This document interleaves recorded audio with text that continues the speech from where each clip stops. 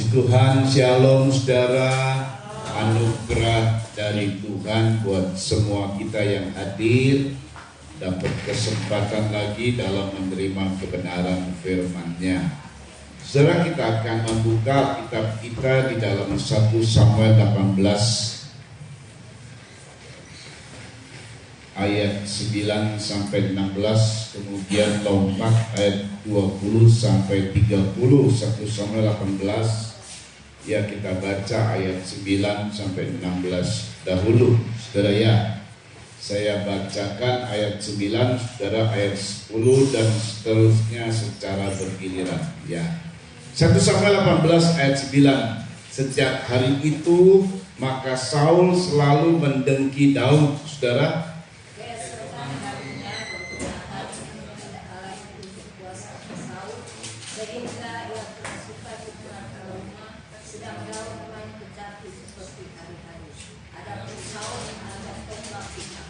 Saul melemparkan tombak itu karena pikirnya, baiklah aku menancapkan Daud ke dinding. Tetapi Daud mengelakkannya sampai 2 kali, saudara.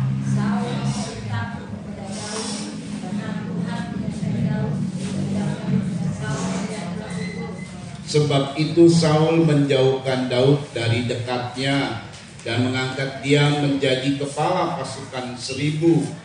Sehingga ia berada di depan dalam segala gerakan tentara, saudara.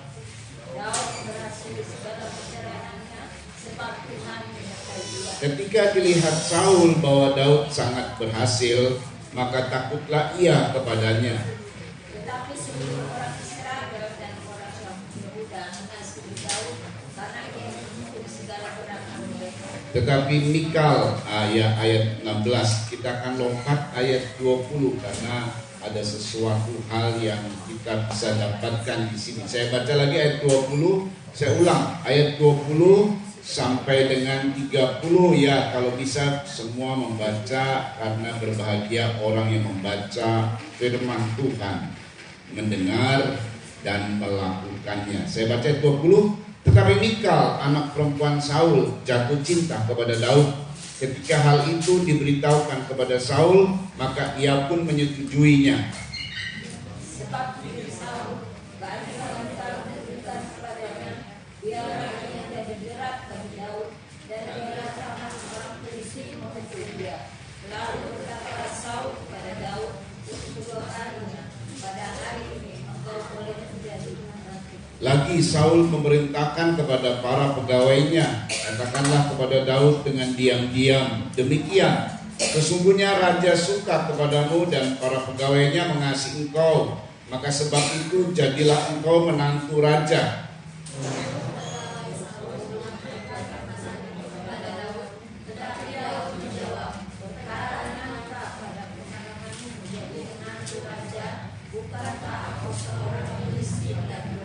Para pegawai Saul memberitahukan kepada raja, katanya, demikianlah jawab yang diberi Daud.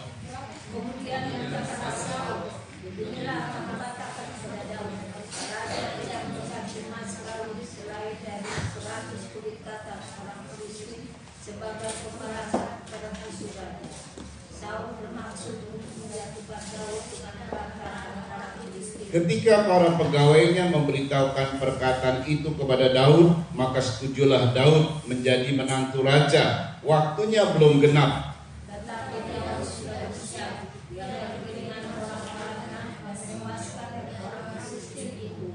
200 orang senang bawa kulit katak mereka, dan dalam jumlah yang berat diberikan mereka semuanya itu kepada raja, supaya Daud menjadi menantu raja. Kemudian Saul memberikan Mikal anaknya kepadanya menjadi istrinya.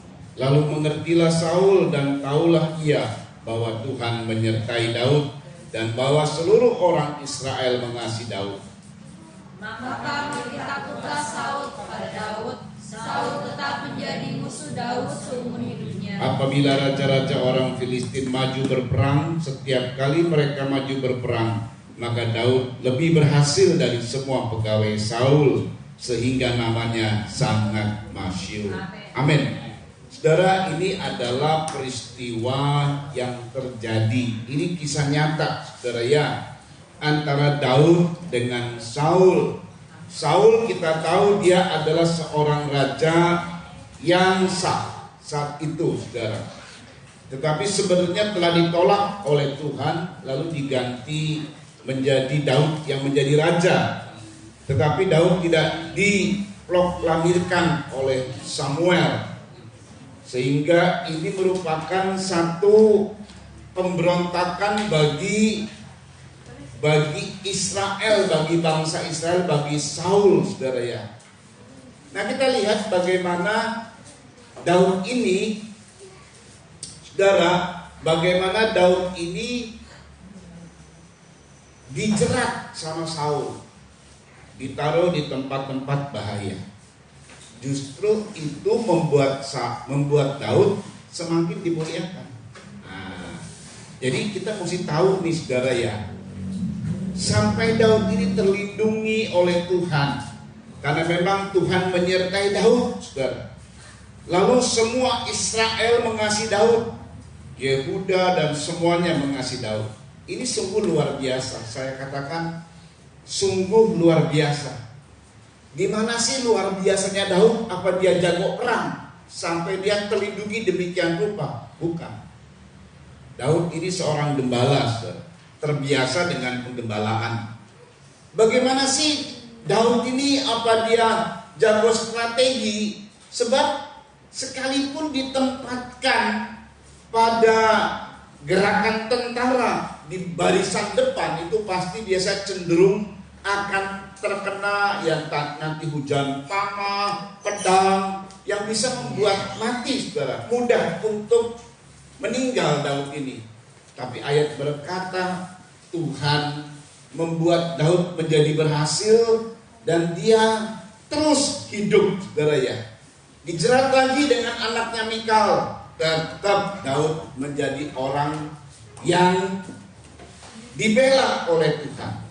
Perhatikan ya, perhatikan ayat 29 atau dibaca dulu ayat 28 nih, perhatikan, tolong dibaca 28, 29, 30. Yuk. Lalu mengertilah Saul dan taulah ia terus bahwa Tuhan menyertai Daud. Bahwa Tuhan menyertai Daud.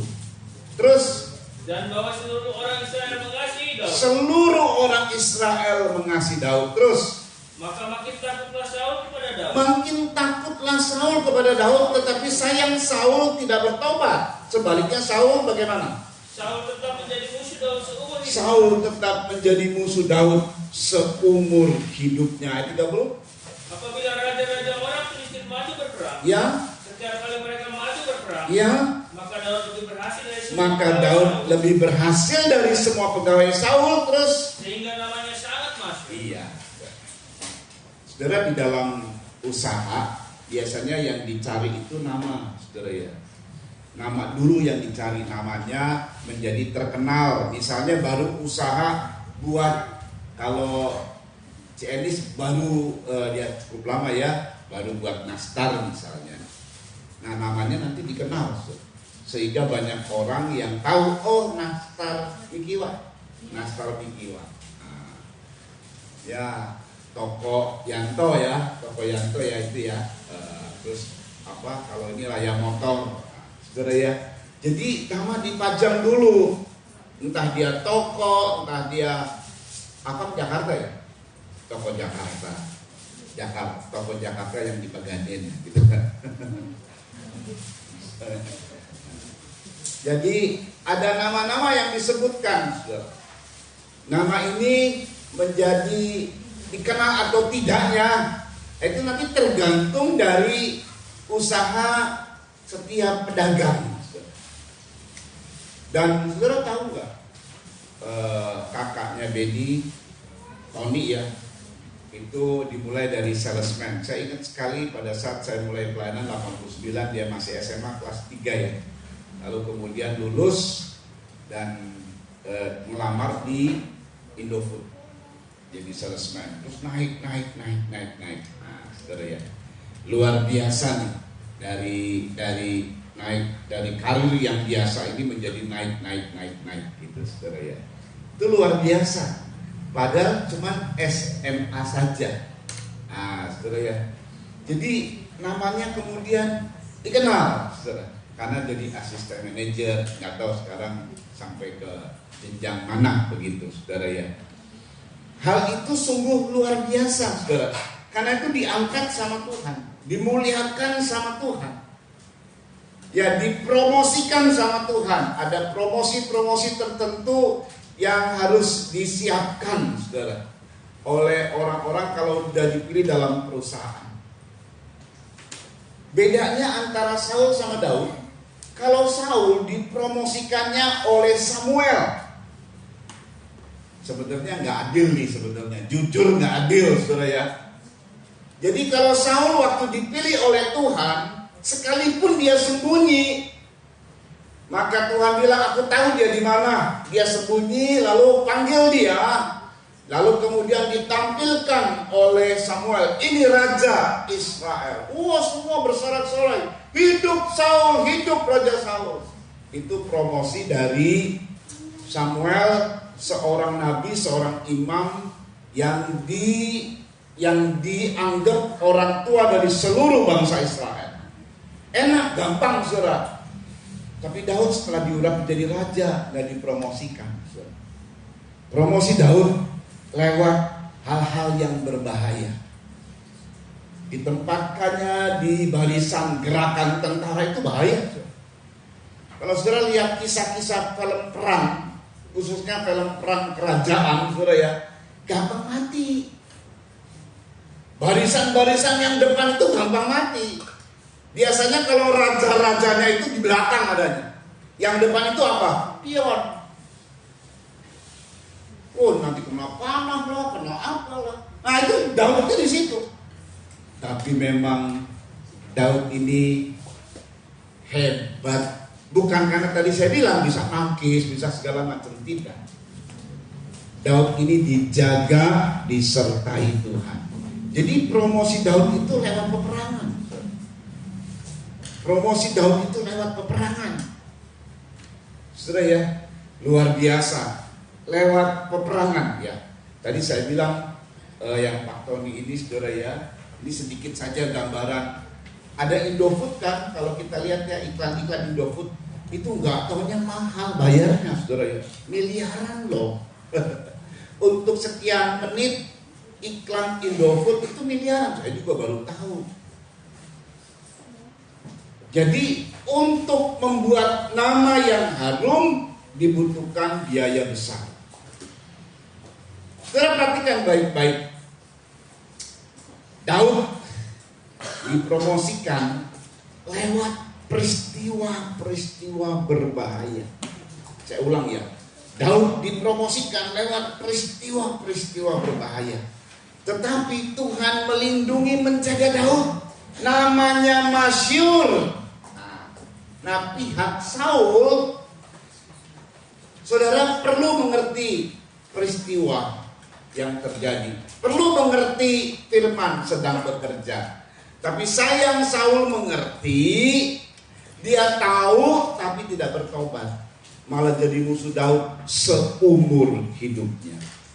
Nah, saudara ya, ini perhatikan baik-baik. Sekarang saya ingin saudara mengajak saudara ini mengetahui tentang Daud. Daud ini dikenal, ada yang tahu, sering diungkapkan. Terkenalnya dengan apanya, saudara? Kepintarannya? Terkenalnya dengan apa? Hikmatnya? Daud terkenal dengan apa? Hatinya. Kita baca ulang dah, gak apa-apa. Karena ini kita mau ketahui kayak apa sih hati Daud ini. Justru dari hati Daud inilah saya sebut saja hati yang paling terbaik dari seluruh hati di seluruh Israel di zaman itu. Tapi saya berpikir lagi, bukan di zaman itu saja. Sampai sekarang juga belum ada hati yang seperti Daud. Saudara ingat ya, kalau Daud terkenal hati baiknya. Kalau Musa ada yang tahu terkenal apanya, saudara? Hati lembutnya. Nah, saudara ya, kita lihat ya. Karena pada saat Tuhan mau memilih, bagaimana Daud mau diurapi jadi raja, pada saat itu Samuel keliru dia. Dia ingin mengurapi Elia. Tapi apa kata Tuhan? 1 Samuel 16. Perhatikan ayat 7. Nah inilah kemudian jatuh pilihannya kepada Daud pada saat Eliab, ini kakak Daud ya, kakak sulung Daud, mau diurapi karena Samuel melihat yang terlihat di mata manusia. Apa kata ayat? Yuk dibaca. Tetapi berfirmanlah Tuhan kepada Samuel, Ya, janganlah pandang parasnya atau perawakannya yang tinggi, ya, sebab aku telah menolaknya. aku telah menolaknya. Terus, Bukan yang dilihat manusia yang dilihat Allah. bukan yang dilihat manusia yang dilihat Allah. Teruskan. Manusia melihat apa yang di depan mata, Manusia melihat apa yang di depan mata. Terus, tapi Tuhan melihat hati. tetapi Tuhan melihat hati. Lalu dapatlah Daud. Artinya Daud ini hatinya bagaimana? Baik. Hatinya bagaimana saudara? Baik. Nah, orang yang hatinya baik kira-kira yang gimana? Yang dermawan.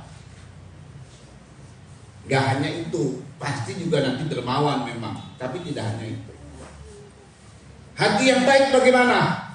Oh, perilakunya punya etika. Etika itu sopan, ngomongnya gak kasar, ngomongnya gak menghina orang, punya etika, dia sopan. Begitu. Tidak hanya itu. Ya, itu bagian, tetapi tidak hanya itu. Ini hebatnya yang namanya Daud.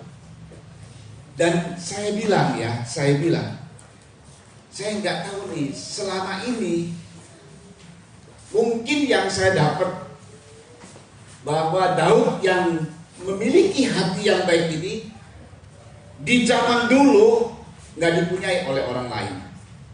Saya rasa juga di zaman sekarang sedikit orang punya hati yang baik. Saudara, tadi kita baca ya bahwa Daud ini saudara pertama kali mau dibunuh sama Saul.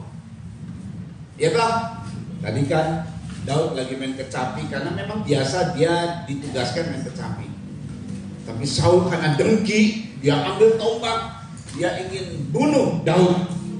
Tetapi ini dia, karena Tuhan menyertai Daud, di tengah-tengah mungkin Daud lengah, bisa saja lengah. Oh, lagi main kecapi kok, ini lagi gak siaga. Tapi Tuhan memberikan satu kemampuan untuk Daud bisa mengelak. Itu dari Tuhan semua pasti.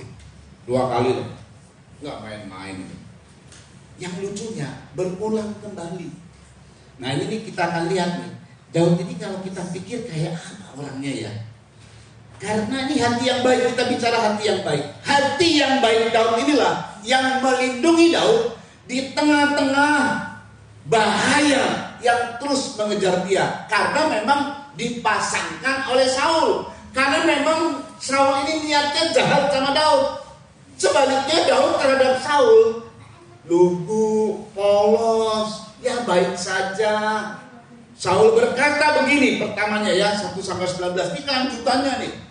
Daud sudah terhindar dari pembunuhan Saul. Lalu peristiwa terjadi di mana Saul kemudian ngomong kayak begini. 1-19 ayat 1 dibaca dulu, yuk cepat. Saul mengatakan kepada Yonatan. Minggu lalu kita dapat Yonatan ini sahabatnya Daud, saudara ya, sebagai penghiburan. Perhatikan. Dan kepada semua pegawainya loh. Apa itu? Bahwa Daud harus dibunuh. Ini diproklamasikan sama Saul sebagai seorang raja. Daud itu mesti dibunuh. Wah, saudara ya. Terus. Tetapi Yonatan anak Saul sangat suka kepada Daud. Dia itu sahabatnya Daud. Lompat ayat 4 yuk. Lalu Yonatan mengatakan yang baik tentang Daud. Lalu Yonatan mengatakan yang baik tentang Daud kepada Saul. Terus, Janganlah raja berbuat dosa terhadap Daud. Raja berbuat dosa gitu dong terhadap Daud, hamba raja. Terus, hambanya, sebab ia tidak berbuat dosa terhadap. Ia tidak berbuat dosa terhadapmu kan? Ini dibuka pikiran dari Saul yang sering kerasukan ini nih. Matanya gelap. Daud mesti dibunuh. Dia udah gagal membunuh Daud waktu lagi main kecapi. Lalu dia proklamasikan kepada semua pegawainya, Daud ini adalah pemberontak, kira-kira begitu, harus dibunuh Daud. Terus, bukankah apa yang diperbuatnya sangat baik bagimu? Terus, Dia telah mempertaruhkan nyawanya iya, dan telah mengalahkan orang Filistin itu. berarti kan? Dan Tuhan telah memberikan kemenangan yang besar kepada seluruh Ya, Israel. diingatkan sama Yonatan terhadap ayahnya. Ini ayahnya rada keras kepala. Lalu bagaimana nih? Engkau sudah melihatnya dan bersuka cita karenanya. Engkau sudah melihatnya kan?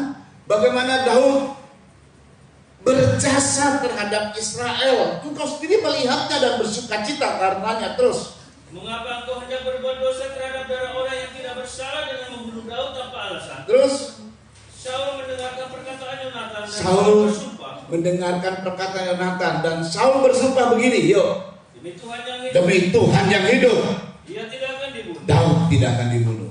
Wah, pertama dia bilang Daud harus dibunuh. Lalu dibuka pikirannya sama Yonatan anaknya. Karena Yonatan sahabat Daud. Terbuka nggak pikirannya, saudara? Terbuka. Sadar dia. Aku bersumpah demi Tuhan yang hidup, Daud tidak boleh dibunuh.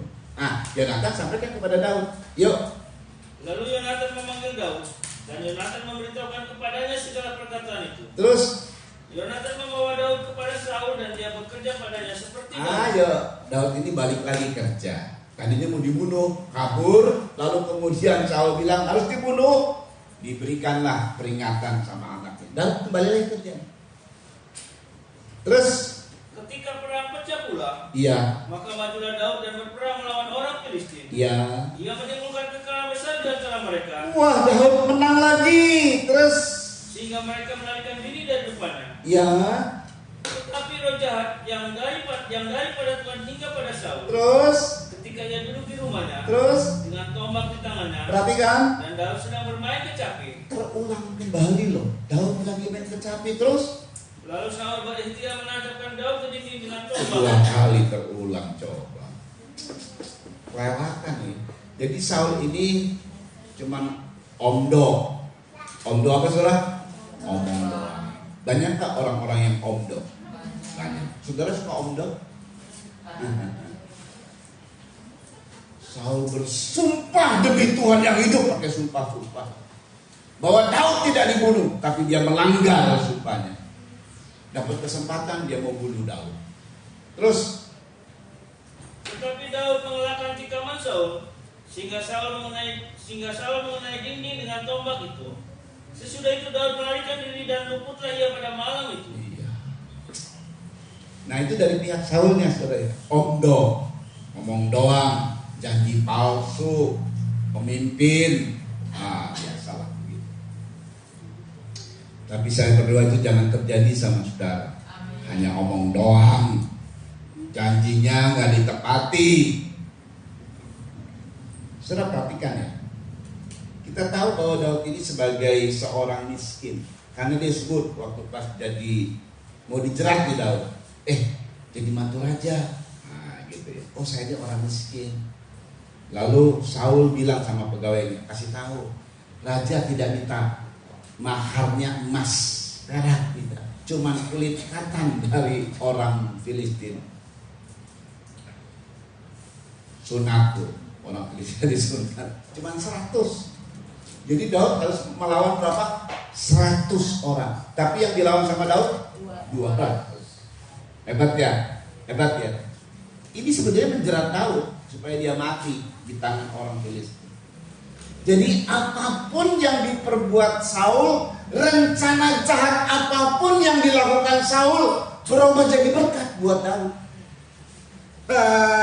Itu karena apa? Hati yang baik. Yang memberkati Daud itu bukan jago perangnya, bukan jago main pedangnya, kayak kalau silat-silat, bukan. Tapi hati yang baik. Milikilah hati yang baik seperti Daud. Nah nanti kita lihat. Itu dari pihak Saul ya, omdo. Dari pihak Daud, saya berpikir, kok Daud mau lagi ya? kok dia apa nggak punya perasaan gitu ya, peka gitu. Ini Saul ini omong doang ini. Waktu dia dibawa, dipuji-puji, hebat kamu, ditempatkan di tentara. Apa Daud gak punya perasaan? Dia itu pengen celakain saya. Daud ini orangnya polos, dan ada orang yang polos di sini, tulus, lugu. Disuruh ya dia mau aja, padahal mau menjerat dia. Yang nyuruh itu punya modus. Tapi Daud ikut saja. Wah, menemukan orang ini. Kalau misalnya kita bilang ya, Daud ini misalnya anggapan orang dunia nih, Daud ini kayaknya orangnya sedikit on gitu ya. On tuh artinya apa? Bodoh, ikut aja mau. Apa nggak punya kepekaan gitu terhadap peristiwa-peristiwa, kan orang-orang perang tahu, saudara ya. Mungkin dia punya peka, tapi dia ikut atasannya dengan tulus ikhlas. Itu hati yang baik, itu adalah hati yang tulus ikhlas. Berapa kali Saul ingin membunuh Daud? 2 kali. Coba tangan 2 kali.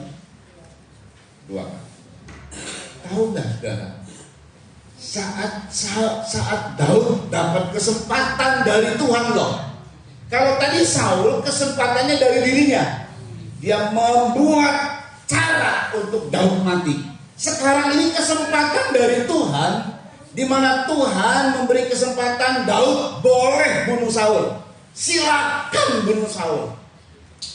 2 kali juga. Kita baca 1 Samuel 24 ayat 6. Ini perhatikan nih, ini dia hati baiknya nih ya.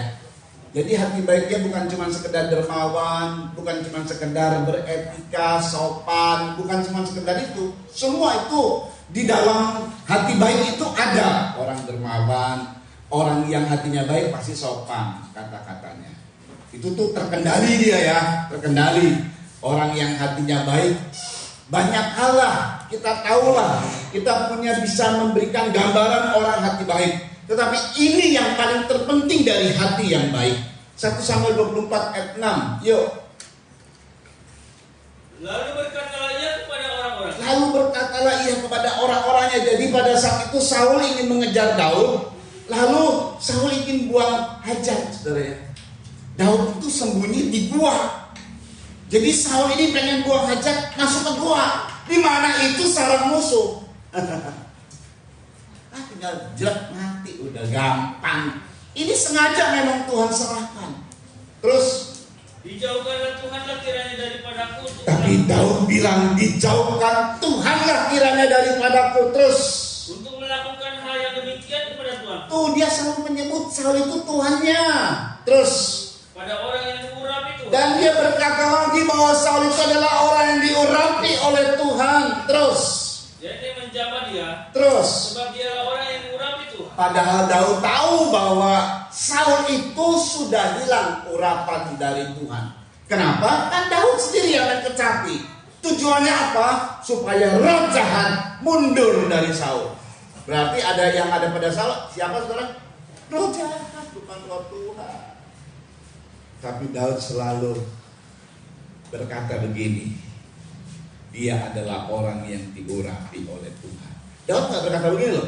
Dia adalah orang yang pernah diurapi oleh Tuhan. Enggak. Aduh, ini artinya apa? Daud ini mau dibunuh oleh Saul, tetapi waktu dapat kesempatan di mana Tuhan yang beri kesempatan Daud boleh membunuh Saul, Daud tidak kerjakan. Karena Daud mengampuni Saul.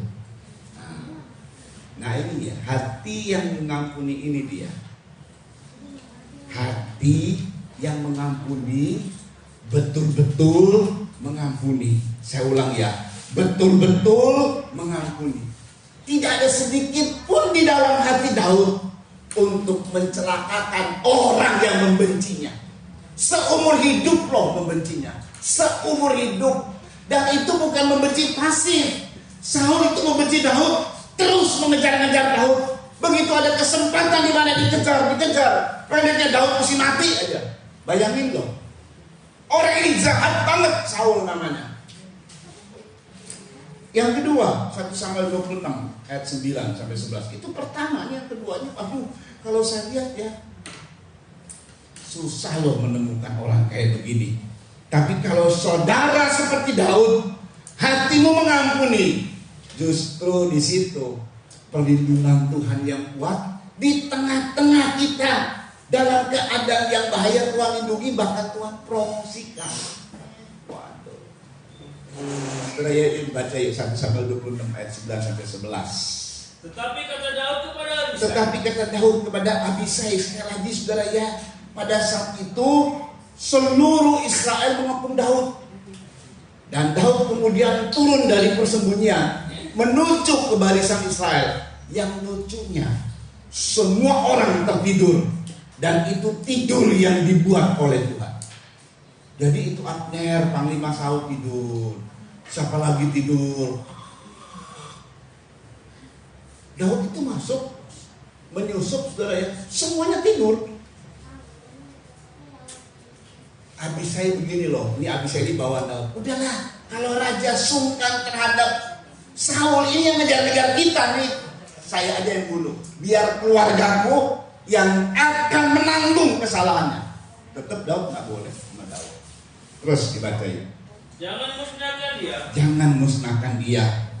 Sebab siapakah yang dapat menjamah orang yang diurapi Tuhan? Diulang lagi sama Daud. Daud tidak berkata begini, siapakah yang dapat menjamah orang yang pernah diurapi? Enggak loh. Orang yang diurapi oleh Tuhan. Bagi Daud, Saul itu sampai pada saat dia dapat kesempatan itu, pada saat itu tetap baginya orang yang diurapi Tuhan.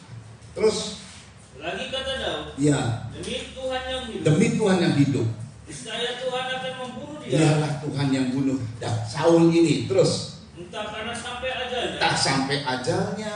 Dan dia mati. Ya. Entah karena ia pergi berperang. Entah karena ia pergi berperang dan hilang lenyap di sana. Terus. Kiranya Tuhan menjauhkan daripadaku untuk menjamah orang yang diurapi Tuhan. Terus. Ambillah sekarang tombak yang ada di sebelah kepala dan kendi itu. Terus. Dan marilah kita pergi. Iya. Jadi Daud mau dibunuh oleh Saul berapa kali? Saul diberi kesempatan Daud diberi kesempatan untuk membunuh Saul. Ini kesempatannya dari Tuhan. Berapa kali? 2. Dilakukan oleh Daud? Tidak. Karena Daud mengampuni total yang namanya Saul, si pembenci Daud. Mengampuni total. Saudara tahu nggak di dalam kehidupan kita ini apa yang dipelajari oleh kekristenan? Pengetahuan Alkitab, saudara sampai memahami dalam teologi nggak guna. Serius nggak guna kalau cuma sekedar itu saja. Ini nanti ada Kristen progresif lah, ada Kristen apalah, lalu terus apa ya, bagaimana ya itu bisa progresif sampai kita paham, mengetahui, kita menolak dan lain sebagainya. Tuhan bilang gak terlalu berguna kalau yang begitu saja. Asal kita tetap percaya kepada Yesus sebagai Tuhan dan Juru Selamat. Mau Kristen progresif kek, mau agresif kek, mau Kristen yang sip kek, bodoh teing. Iya kan ya. Tapi tahukah saudara, apakah yang dipelajari oleh orang Kristen? Etika. Oh, orang Kristen mesti punya etika yang baik, mulutnya baik, jangan lancang dan lain sebagainya. Apa yang dipelajari? Teori kemakmuran. Memang Alkitab ada, saudara. Barang siapa yang kalau engkau menabur banyak, menuai banyak juga. Menabur sedikit, menuai sedikit juga. Itu dikalkulasi, dipelajari oleh para hamba-hamba Tuhan. Bagaimana caranya ini? Segala macam. Bukan itu. Apa yang harus dipelajari oleh Tuhan? Apa yang harus dipelajari oleh kita yang diajarkan oleh Tuhan? Cuma satu sebenarnya, mengampuni. Serius, mengampuni. Sebab sejak dari kecil sebenarnya kita selalu kena dikecewakan, entah oleh orang tua. Ini semua kita loh. Betul saudara ya? Ada orang tua yang perfect, tetap aja mengecewakan, tetap ada mengecewakan begitu. Kalau nggak dari orang tua, nanti dari tetangga, nanti dari teman-teman sekolah, teman-teman dari sekolah, teman-teman kerja, teman-teman dan lain sebagainya. Setiap kita itu pasti ada kena hati kita ini pasti ada sesuatu yang membuat kita jadi kecewa, sedih. Ada yang kecewa berat karena memang hidupnya dari dulu berat banget. Ya orang tuanya ninggalin, ya orang tuanya malah berbuat jahat, orang tuanya mungkin kawin cerai. Begitulah yang membuat akhirnya dia menjadi kecewa. Panjang kecewa. Sampai ke dongkol, benci dan lain sebagainya. Kalau dia bertobat, cuma satu yang disuruh oleh Tuhan, belajar mengampuni. Mengampuni dengan segenap hati. Tidak lagi mengungkit-ungkit. Jadi kalau saudara sudah mengampuni si A misalnya, satu ketika ada orang ngomong tentang si A, saudara ngungkit lagi tentang si A kesalahannya, belum mengampuni itu. Belum. Lihat ya, Daud itu mau dibunuh oleh Saul. Dapat kesempatan dari Tuhan. Silakan Daud bunuh Saul. Tapi sama sekali sedikit pun dalam hati Daud tidak ada kebencian, tidak ada kekecewaan, tidak ada sakit hati sedikit pun loh. Bahkan saya bilang tadi kan, Abisai ini pegawainya Daud. Dia berani bertanggung jawab terhadap kesalahan yang dia akan buat. Jadi kerajaan Daud bersila, saya nih yang tanggung. Karena memang pegawai-pegawai Daud capek. Ya gimana gak capek? Dikejar-kejar Saul, lari sono, lari sini. Cuma 600 orang tuh, lawan ribuan orang. Daud tuh gak begini, ayo kita lawan Saul. Ya capek dong. Ini rajanya, tuannya lari sono, lari sini. Pegawainya yang ikut kan. Capek gak saudara? Kalau saudara jadi anak buah Daud, capek. Sekarang dapat kesempatan. Nah, ini berarti kita gak akan dikejar-kejar lagi, gitu kan? Betul dong, gak salah dong Abisai. Betul gak saudara ya? Bahkan mungkin 600 orang setuju kalau kami aja lah yang bersalah, biar Daud gak bersalah lah. Mungkin sungkan kali Daud ya, biar kami bersalah. Setuju sebenarnya. Cuma Daud bilang, tidak. Jangan ada seorang pun yang menjamah orang yang diurapi oleh Tuhan. Bayangin loh, hal yang terlihat dari Daud terhadap Saul, jeleknya Saul, apa itu? Kerasukan roh jahat. Dia ngomong sama pengikutnya, dia orang yang diurapi oleh Tuhan. Dia nggak bilang gini, ini orang memang pernah diurapi, sekarang mah kerasukan roh jahat. Dan pernah ngomong jelek terhadap Saul. Itu dia hati baiknya Daud, mengampuni dengan segenap hati, segenap jiwa, segenap kekuatan. Bukan cuma sekedar mengasihi, tapi mengampuni. Sama sekali dalam benak pikiran Daud tidak ada seiota pun kesalahan Saul yang diungkap. Susah menemukan orang kayak begini, saudara. Tapi saya beritahu, kalau ada orang yang kayak begini, bahaya buat dia adalah promosi. Bayangin loh, bahaya, situasi bahaya buat dia, justru promosi. Apalagi situasi diberkati, situasi menguntungkan. Ya iyalah, semakin naik orang ini. Amin, saudara. Amin, saudara. Tiap-tiap minggu saudara diajar apa? Mengampuni. Tiap-tiap minggu loh diajar mengampuni. Kalau saudara berhasil dalam pengampunan yang luar biasa, nanti dia berkatnya akan muncul, saudara. berkatnya akan muncul. Saya nih, waktu saya renungkan, saya aja nggak sampai kayak Daud gini ya. Saya beberapa orang mungkin anggap saya ini bodoh gitu ya. Ada orang jahatin saya tetap baik gitu kan. Kira-kira begitulah ya, bodoh. Buat orang dunia memang bodoh. Makanya salib Kristus buat orang dunia bodoh. Karena Yesus yang berbuat baik kok disalib mau. Buat siapa disalib? Buat orang berdosa untuk diselamatkan. Bodoh. Orang berdosa mah dibunuh atau dihabiskan, dimusnahkan. Tapi memang itu cara Tuhan. Dan kita lihat Daud, luar biasa Daud ini, saudara. Nah, ini dibuka tawaran dari Tuhan, hati yang baik, hati yang mengampuni. Jadi ini saya ulang kembali ya. Hati yang baik adalah hati yang tidak pernah mengungkit kesalahan orang, kejelekan orang, bahkan di hadapan orang lain. Itu betul-betul mengampuni. Daud tidak pernah menjelekan Saul. Aku tidak akan menjamah orang yang diurapi oleh Tuhan. Saya mau tanya, Saul itu diurapi oleh Tuhan enggak? Tidak. Justru Saul kerasukan roh jahat. Daud apa bilang begitu? Tidak. Nggak ada tuh ungkapan Daud, ya dia pernah kerasukan roh jahat.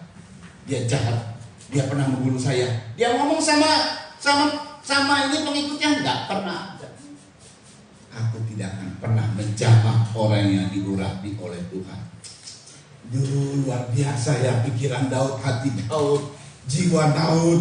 Oh, luar biasa mengampuni, dia luar biasa terhadap Saul. Nah, saudara dengar baik. Sejak dari awal saja, ini dengar ya, dengar baik ya. Saul itu memfasilitasi Daud supaya Daud punya namanya masyhur lewat perilaku Saul, lewat kejahatan Saul. Kalau Saul itu jahat, Goliat juga jahat. Ini musuh dua-duanya. Goliat itu memfasilitasi Daud dengan pedangnya. Karena Daud ngomong gini, aku akan penggal kepalamu.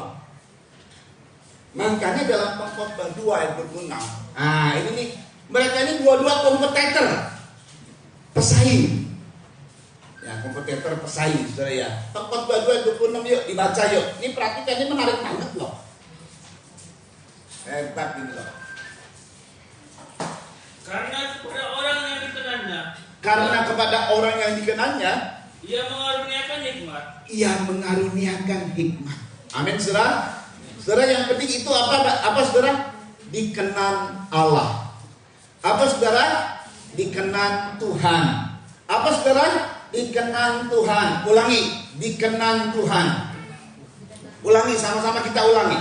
Dikenan Tuhan. Itu yang penting. Orang yang dikenan Tuhan diberikan hikmat, terus pengetahuan, terus dan kesukaan. Perhatikan. Tetapi orang berdosa ditugaskannya untuk menghimpun dan menimbun sesuatu yang kemudian harus diberikannya kepada orang yang dikenal Allah. Sedangkan orang berdosa, siapa orang berdosa dalam kasus Daud? Goliat. Itu orang tak bersunat, orang kafir. 2, Saul. Karena seumur hidup Saul bermusuh dengan Daud. Saul itu masuk neraka. Jadi 2 ini. Orang berdosa, mereka ini orang berdosa. Makanya kalau kita punya usaha, lalu ada usaha yang mirip dengan kita sebagai kompetitor pesaing, jangan iri hati. Dia lebih maju, biarin. Kita jangan menjadi sibuk dengan segala macam cara untuk menjatuhkan orang. Salah, saudara malah gak diberkati.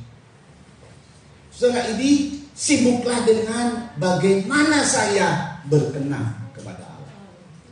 Orang berdosa ditugaskan oleh Tuhan menimbun pelanggan, menimbun duit mungkin, yang nanti diserahkan kepada orang yang dikenal. Siapa yang dikenal? Ya kita. Saudara, jadilah orang yang dikenal Allah. Dan orang yang dikenal Allah itu adalah orang yang mengampuni. Allah itu paling luar biasa bagi orang yang mengampuni. Ya, perhatikan baik-baik saudara ya. Saya mau kasih tahu lagi.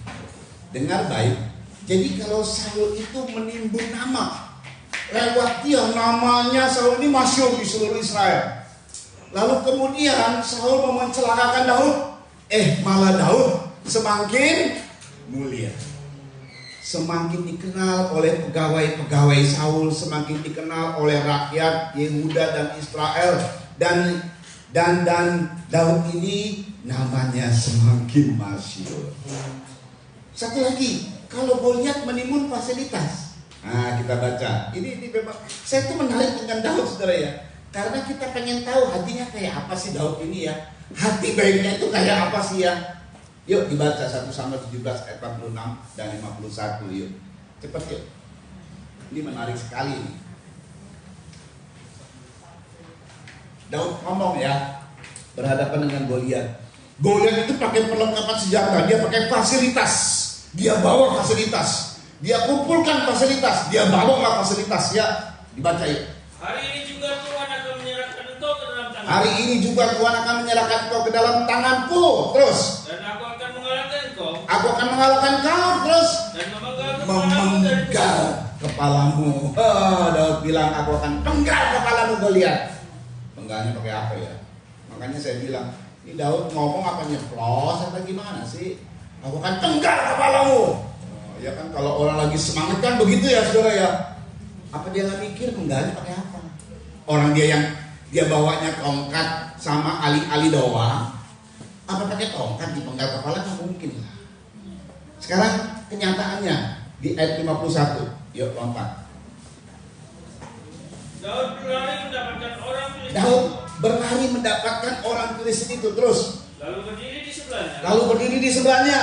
Diambilnya pedangnya. Diambil pedang orang Filistin, pedang Goliat. Terus Dihunusnya dari sarungnya. dihunus dari sarung. Lalu menghabisi dia. Dipancungnya kepalanya dengan pedang. Dipancungnya kepalanya dan terpenggallah kepalanya. Terus ketika orang-orang Filistin melihat bahwa pahlawan mereka telah mati, iya. Maka larilah mereka. Jadi nggak taunya itu Goliat bawa fasilitas buat Daud. Mantap loh. Kalau Tuhan udah kerja itu asik. Amin. Asik banget. Kalau Tuhan udah kerja itu asik. Banyak cara Tuhan membuat kerja yang menguntungkan kita. Dengan kompetitor. Jangan iri hati, saudara, nggak usah. Kalau mereka jelek-jelekin kita, diam. Jangan banyak komentar, rugi kita kalau komentar. Karena Tuhan mau berkati kita tuh maksimal. Enggak ecek-ecek, enggak loh. Ini anak-anak Tuhan. Saya berulang kali menyebut putra putri kerajaan surga. Ini bukan ecek-ecek ini. Amin. Berkualitas ini. Jadi kalau Saul menyiapkan dan menjerat Daud justru menjadi berkat bagi Daud. Oh, haleluya. Kalau Goliat nggak tahu dia mau memfasilitasi. Contoh kalau dalam keadaan konkret ya, misalnya ada usaha. Ini supaya didengar juga oleh yang ikut live streaming, pengusaha-pengusaha Kristen. Jangan salah fokusnya. Misalnya ada usaha yang raksasa kayak Goliat. Dalam tender kalah kita awalnya karena menang.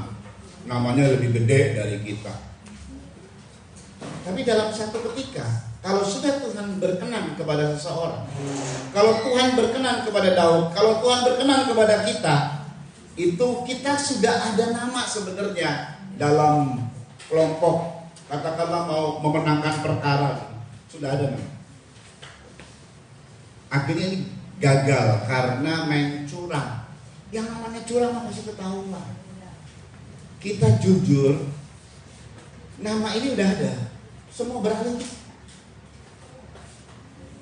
Gak taunya dia memfasilitasi kita untuk diberkati kita. Itu yang namanya Daud. Yang namanya orang dunia mah kalau udah bersaing persaingannya nggak baik, saudara, main curang segala macam. Jangan terkecoh kita. Kita mungkin dijegal, kita mungkin diperlakukan tidak enak, bahkan mungkin dihina di dalam penyampaian pendapat begitu ya. Jangan sakit hati. Milikilah hati yang seperti Daud, mengampuni dengan sepenuh hati.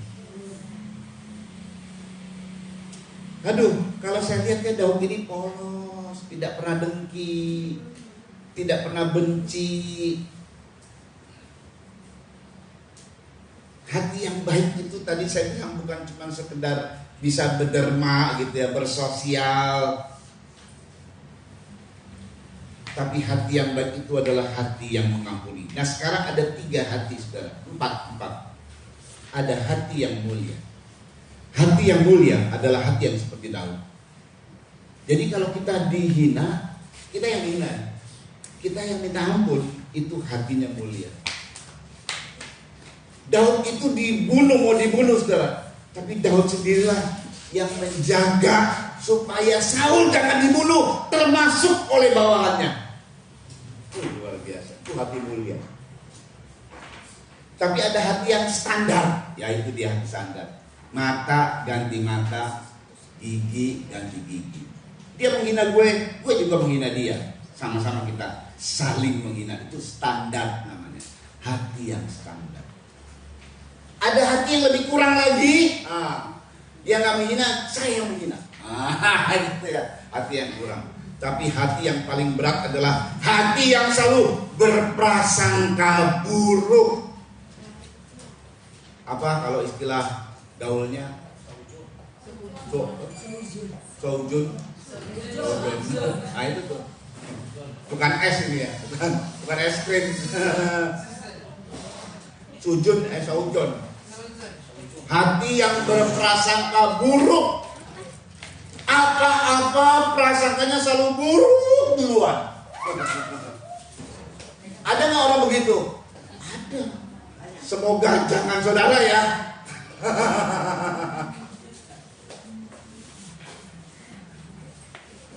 Ya, ini hati yang mulia nih. Daud ini hatinya mulia banget, saudara.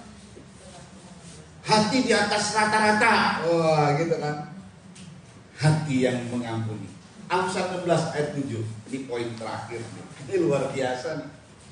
Jadi katanya Tuhan nyuruh kita gini, hiduplah berkenan kepada Tuhan. Itu yang kita sibukkan, itu yang kita kejar, itu yang kita buru, itu yang kita cari. Amin, saudara. Hati yang berkenan, Amsal 16 ayat 7. Yuk dibaca. Tadi ada 2 berkat bagi orang yang berkenan. Satu adalah Tuhan menugaskan orang berdosa, harta, nama dan sebagainya nanti diserahkan kepada orang yang berkenan. Nah, itu satu. Jadi orang yang berkenan dapat berkat. Nah, yang kedua, ini dia. Jikalau Tuhan berkenan kepada jalan seseorang, Jikalau Tuhan berkenan kepada jalan seseorang, terus maka musuh orang itu pun didamaikannya dengan dia. Maka musuh orang itu pun didamaikannya dengan dia. Luar biasa. Ini luar biasa. Memang Saul gak pernah berdamai karena musuh. Saul ini musuhan sama Daud sampai akhir hidup. Tapi ada beberapa kasus yang didamaikan. Yang paling besar, ini dia poin terakhir nih. Hebat loh. Gak taunya hati yang berkenan itu hebat loh. Karena bukan cuma 1-2 orang yang didamaikan. Saudara, ada yang tahu Saul ini suku apa? Suku Benyamin. Ulangi ya, Saul suku Benyamin supaya ingat. Ulangi, Saul suku Benyamin. Kalau Daud suku apa? Yehuda. Daud suku Yehuda. Ulangi, Daud suku Yehuda. Saul suku apa? Benyamin. Ada 12 suku. Gak usah disebutlah yang 10 suku, nanti bingung. Ingat ya, bingung. Cuma 2 ini aja, karena ini yang pengaruh besar. Daud suku Yehuda, Saul suku Benyamin. Lihat, Suku Yehuda ini, saudara yang namanya Daud, yang kemudian menghasilkan Daud ini jadi raja. Suku Benyamin sudah jadi raja, Saul. Waktu Saul mati, maka panglima Saul menggerakkan orang-orang yang merupakan keluarga Saul dari suku mana? Benyamin. Yuk kita baca nih. Perhatikan ya. Kita baca, saudara ya. Bagaimana ini yang saya heran nih. Sampai terbengong-bengong saya. Serius nih ya. 2 Samuel 2 ayat 8 sampai 9. Ini klimaks nih. Tadi kita masih dapat berkat ini ya. Ada 2 berkat orang yang berkenan. Satu. Orang berdosa ditugaskan untuk menimbun, nanti diserahkan kepada orang yang berkenan. Itu 1. Diberkati orang yang berkenan. 2. Orang yang dikenan Tuhan itu musuhnya didamaikan. Ya, saudara ya. Nah, ini kasus yang musuhnya didamaikan. 2 Samuel 2 ayat 8 sampai 9. Yuk dibaca. Abner Biner ini adalah panglima Saul. Kalau panglima Daud ada yang tahu?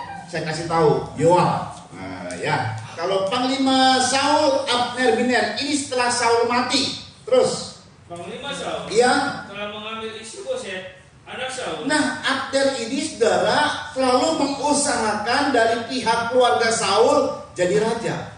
Terus melawan keluarga Daud. Yuk terus. Dan membawanya ke Mahanaim. Perhatikan. Serta menjadikannya raja atas Gilead, atas orang Asyuri. Iya. Atas Israel. Iya. Atas Efraim. Iya. Dan atas Benyamin. Atas Benyamin. Terus. Bahkan atas seluruh Israel. Atas seluruh Israel. Sekarang 2 Samuel 3 ayat 1. Tetapi dengan kisahnya kemudian kalah. Ini Isboset mati dan lain sebagainya. Terus terjadi permusuhan antara pihak Yehuda dan Benyamin. Keluarga Saul dan keluarga Daud. Saul dari mana? Keluarga mana? Saul suku mana? Benyamin. Daud? Yehuda. Pasal 3 ayat 1. Peperangan antara keluarga Saul dan keluarga Daud berlarut-larut. Berlarut-larut. Terus Daud kian lama kian kuat. Daud kian lama kian kuat. Terus Sedang keluarga Saul kian lama kian lemah. keluarga Saul kian lama kian lemah. Yang satu grafiknya naik, yang satu grafiknya turun. Anjlok. Saya berdoa supaya grafik saudara terus naik ya. Amin saudara. Haleluya. Grafiknya naik. Minimal stabil lah. Nanti usahamu stabil ya. Stabil. Income-nya stabil. Boleh gitu saudara ya. Jangan turun anjlok. Aduh kasihan deh. Stabil. Kalau naik, puji Tuhan lagi. Itu berarti Tuhan memberikan berkat kepada saudara. Dan kalau mau naik, dikenang sama Tuhan. Amin. Dikenang sama Tuhan. Orang yang dikenang sama Tuhan gampang aja kok, simple aja, mengampuni dengan segenap hati. Nah, saudara. Nah, ini yang hebatnya. Kalau seseorang, kalau Tuhan berkenan kepada jalan seseorang, ini kita jalan. Hidup ini sebuah perjalanan. Dari mulai terbit matahari sampai terbenamnya matahari. Sehari, nanti lewati lagi sehari, ya toh? Kita sudah menempuh di bulan April, 21 April. Ibu Kartini, ya kan ya? Ibu Kartini. Maklin tanggal ini. Oh, nah, Malin harusnya dinamakan Kartini karena tanggal 21 April. Siapa? Ya, rekan saya sekolah kitab 21 April juga lahirnya, namanya Kartini. Memang dinamakan Kartini, orang Sangir, gitu saudara ya. Saudara, jadi perhatikan baik-baik saudara ya. Bagaimana perjalanan kita dari hari ke hari itu dikenang oleh Tuhan. Engkau berjalan dari hari ke hari, aktivitasnya apa? Kerja. Ada yang kerja gitu ya, buat kue, dagang. Ada apa lagi? Yang sekolah. Ada apa lagi? kalau misalnya ibu rumah tangga mungkin masak dan lain sebagainya. Apakah tiap-tiap harimu engkau selalu dikenang Tuhan? Nah itu tuh jadi pertanyaan buat saudara. Jawablah, apakah aku selalu dikenang sama Tuhan? Kalau engkau dikenang sama Tuhan, ada dua berkat. Orang berdosa ditugaskan menimbun, lalu nanti pada saatnya akan diberikan kepada saudara. Yang kedua, kalau Tuhan berkenan pada jalan seseorang, maka musuh orang itu didamaikan. Bayangin ya, apalagi teman. Musuhnya aja didamaikan, apalagi teman. Kata pepatah, 1000 teman masih sedikit, 1 musuh terlalu banyak. Nah itu pepatahnya boleh juga ya, mantep ya. Nah ini perhatikan, saya melihat suku Benyamin ini kan bermusuh sebenarnya sama suku Yehuda, karena suku Benyamin katakanlah menjagokan Saul, suku Yehuda menjagokan Daud. Setelah Saul mati, terus terjadi peperangan. Nah, peristiwa terjadi, akhirnya Yehuda yang namanya Daud punya anak namanya Salomo, lalu kemudian bangun bait suci, dan kemudian setelah bangun bait suci semua dalam keadaan damai. Tapi sayangnya Salomo menyembah berhala, dan kemudian Tuhan bilang, karena engkau menyembah berhala, maka akan pecah kerajaanmu. Menjadi kerajaan menjadi kerajaan yang terpecah. Perhatikan ya, buat suku Benyamin mumpung sebenarnya, betul ya? Tadinya kan dipegang sama Yehuda, semua Israel dipegang sama Yehuda. Nah, zaman Salomo lalu dinyatakan pecah kerajaan. Salomo punya anak Rehabeam. Di Rehabeam inilah terjadinya pecah kerajaan. Rehabeam diikuti oleh hanya Yehuda saja. Kemudian yang lainnya itu ikut Yerobeam, terjadi pemberontakan. Suku Benyamin ada di mana nih? Ini yang luar biasanya, saudara. 1 Raja-Raja 12 ayat 21 sampai 24. Padahal kalau ini momentumnya lagi pecah. Kalau yang lalu bukan momentum pecah. Israel waktu di zaman Saul dan Daud masih satu. Tapi ini momentumnya pecah gara-gara si Salomo, Yehuda. Jadi boleh dikatakan bisa bangkit dong suku Benyamin ini, yang tadinya adalah orang-orang yang telah disakiti, merasa disakiti, bangkit lagi dong, bikin kekuatan lagi dong, apalagi tambah dengan sekian banyak. Tapi apa yang terjadi? Saya sampai terkagum-kagum dengan sikap Daud. Bukan satu orang loh yang didamaikan. Kita baca 1 Raja-Raja 12 ayat 21 sampai 24. Cepat. Yuk. Ketika Rehabeam datang ke Yerusalem. Rehabeam itu adalah anak Salomo. Terus ia mengumpulkan segenap kaum Yehuda. Perhatikan tuh. Ia mengumpulkan segenap kaum Yehuda. Terus dan suku Benyamin. Hebat ya. Suku Benyamin akhirnya membantu Daud. Ini bukan satu dua orang, ini satu suku membantu Daud. Satu suku, banyak orang itu. Terus 180.000 taruna yang sanggup berperang. Dan orang-orang Benyamin ini, saudara, itu jago melempar ali-ali. Itu di kisah sebelumnya, itu keturunan yang jago melempar ali-ali dengan tangan kidal, umban gitu. Itu jago banget. Terus untuk memerangi kaum Israel dengan masuk mengembalikan kerajaan itu kepada Rehabeam anak Salomo. Cukup. Hebat ya. Kalau sudah Tuhan berkenan kepada seseorang, bukan cuma satu orang yang didamaikan sama Tuhan, satu suku damai. Inilah yang didapat oleh seorang yang bernama Daud, hatinya yang baik. Hati yang baik itu apa, saudara? Mengampuni. Hati yang baik itu apa? Mengampuni dengan segenap hati. Dan mengampuni itu tidak lagi mengungkit kesalahan orang, tidak lagi mengungkit kesalahan musuhmu. Selama engkau masih mengungkit kesalahan yang bertentangan dengan kau, misalnya suami mengungkit kesalahan istri, istri mengungkit kesalahan suami, itu belum mengampuni dengan segenap hati. Kalau engkau mengampuni dengan segenap hati, maka terjadi pendamaian. Saudara tahu musuh siapa yang sekarang ini selalu bertentangan dengan dirimu? Beberapa keluarga yang sering bertentangan siapa? Suamiku, istriku. Bolak-balik kalau ngobrol selalu bertentangan. Ada yang begitu? Ada. Tapi nanti satu kali dia berdamai dengan diri. Oh, indah banget ya. Damai. Makanya di satu ayat terakhir, ayatnya kita kenal. Daud itu ngerti ayat ini. Daud itu ngerti banget ayat ini. Ayatnya kita kenal dan sudah nyanyiin tadi.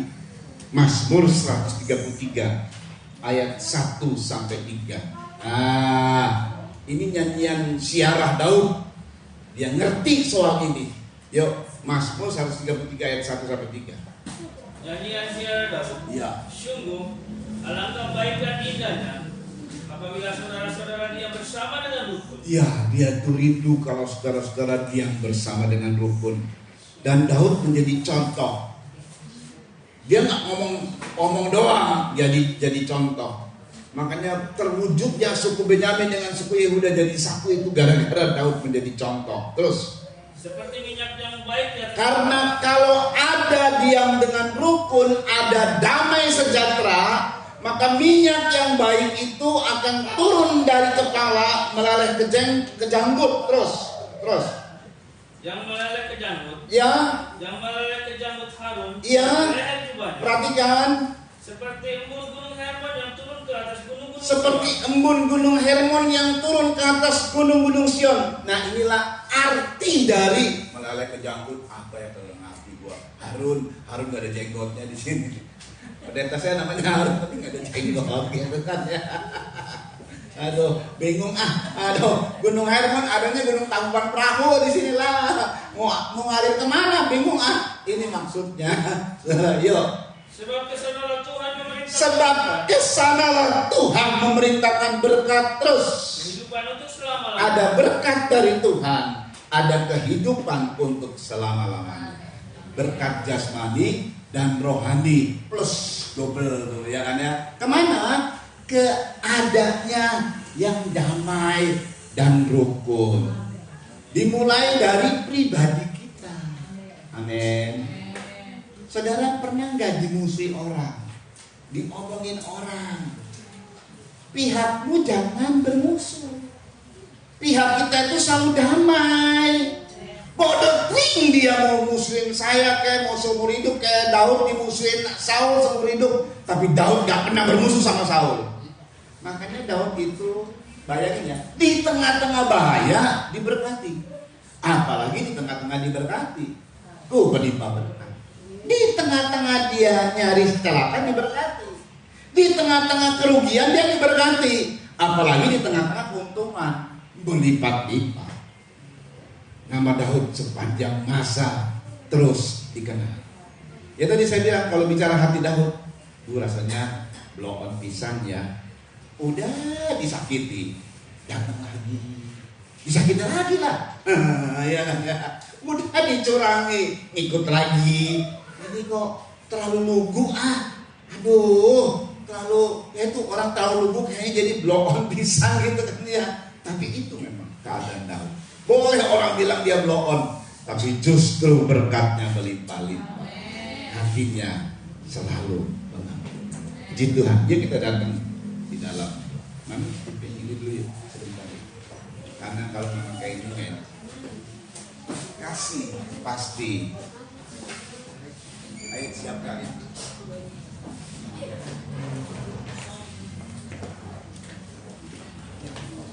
Puji Tuhan, kebenaran firman Tuhan menyatakan kepada kita anugerah yang besar, supaya kita memiliki hati yang baik, mau mengampuni. Bukan hati yang hanya mengharapkan berkat, tapi memiliki hati yang baik. Itulah yang membuat kita diberkati oleh Tuhan. Haleluya.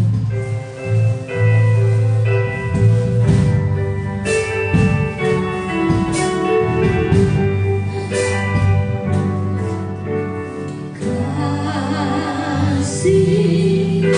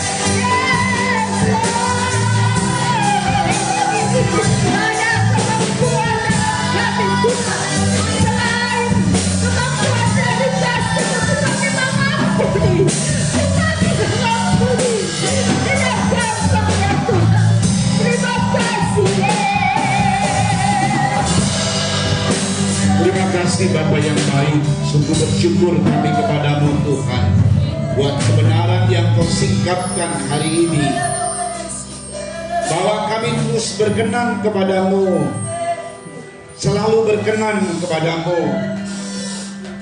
bahwa kami Tuhan, untuk kami bisa mengampuni dengan sepenuh hati kami semua orang, haleluya, yang pernah menyakiti kami, baik yang dahulu maupun yang sekarang, bahkan nanti juga ada orang-orang yang mungkin menyakiti kami Tuhan di hari-hari mendatang, bahwa kami terus memiliki hati yang damai, karena hati yang damai disitulah berkat Tuhan atas kami mengalir.